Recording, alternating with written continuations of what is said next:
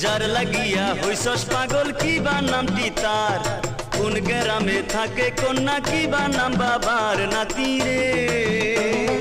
বক্সিগঞ্জের রসুলপুরে কার্তিক মাস্টার নাম, তাহার কন্যা ময়না বালা আসমানেরই চাঁদ। দাদু গো তোমার হাতে বান্ধা ঘড়ি, এবার বিয়া না করাইলে গলায় দিব দড়ি। দাদু গো অমন কথা কইস না নাতি, বুকটা ধরফর করে।